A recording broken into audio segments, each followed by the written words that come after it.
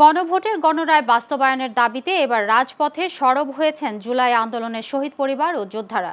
রাজধানীর সোহরাওয়ার্দী উদ্যানে আয়োজিত জাতীয় সমাবেশ থেকে তারা সাফ জানিয়ে দিয়েছেন, সনদ বাস্তবায়ন না হওয়া পর্যন্ত ঘরে ফিরবেন না। সমাবেশে সংহতি জানিয়ে বিরোধী দলীয় নেতা ও জামায়াত আমির ডাক্তার শফিকুর রহমান বলেন, গণভোটের রায় মেনে না নেওয়া পর্যন্ত রাজপথ ও সংসদ উভয় মাঠেই লড়াই চলবে। আর 11 দলীয় জোট নেতারা বলছেন, দাবি আদায়ের জন্য রাজপথই শেষ ভরসা। বিস্তারিত থাকছে শাহাদাত হোসেন ইমরানের রিপোর্টে। ইতিহাস প্রতিরোধার তপ্ত দুপুরে সোহরাওয়ার্দী উদ্যান যেন রূপ নিল এক বিশাল প্রতিবাদী মঞ্চে। গণভোট বাস্তবায়নের দাবিতে সারা দেশে জুলাই শহীদ পরিবার ও জুলাই যোদ্ধাদের নিয়ে রাজধানীর সোহরাওয়ার্দী উদ্যানে জাতীয় সমাবেশ করেছে জামাত ইসলাম।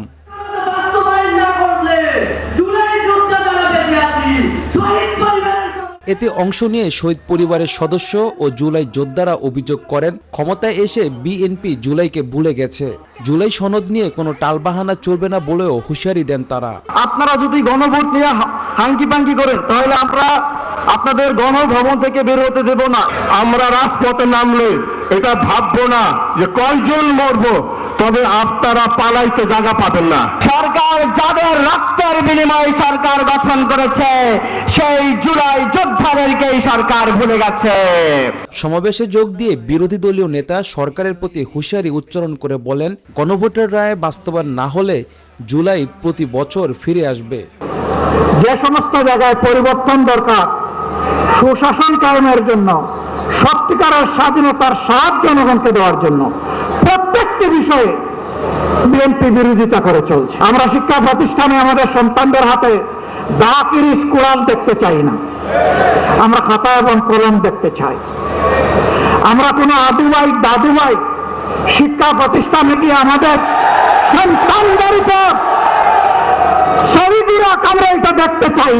এ সময় বিরোধী দলীয় চিফ হুইপ নাহিদ ইসলাম বলেন, বিএনপি সরকার মাত্র 2 মাসের মধ্যে তার জনপ্রিয়তা হারিয়েছে, যা আগে কখনো দেখা যায়নি বাংলাদেশে। তারা গণভোটকে অস্বীকার করা শুরু করেছে। যেই বিএনপির জন্ম হয়েছিল গণভোটের মাধ্যমে, সেই বিএনপি আজকে জুলাই গণ অভ্যুত্থান পরবর্তী গণভোটকে অস্বীকার করছে। বাংলাদেশের ইতিহাসে এত কম সময়, মাত্র 2 মাসে কোন সরকার এতটা অজনপ্রিয় হয়েছিল কিনা। সমাবেশে একাত্মতা প্রকাশ করে 11 দলীয় জোটের নেতারাও হুঁশিয়ারি উচ্চারণ করেন। তারা বলেন, সমঝোতার টেবিলে কাজ না হলে রাজপথই হবে দাবি আদায়ের চূড়ান্ত পথ। সরকার জনগণকে বিভ্রান্ত করার যত চেষ্টাই করুক, যারা জীবন দিয়েছে, অঙ্গ দিয়েছে, ত্যাগ করেছে, আরো ত্যাগের প্রয়োজন হলে 18 কোটি মানুষের মুক্তির জন্য এই গণভোটের রায়কে বাস্তবায়নের সংগ্রাম আমরা দুর্বার গতিতে এগিয়ে নিতে চাই। এই মুনাফিকি করে, দ্বিচারিতা করে একবার গান পার হতে পেরেছেন, ভবিষ্যতে আপনারা জাতির কাজ করায় আসামি হিসেবে চিহ্নিত হয়ে যাবেন। চাঁদাবাজিতে লিপ্ত আপনার দলের লোকেরা, আপনি বহিষ্কার করছেন। বহিষ্কার তো এটা কোনো কাজ না, তাকে জেলে ঢুকান।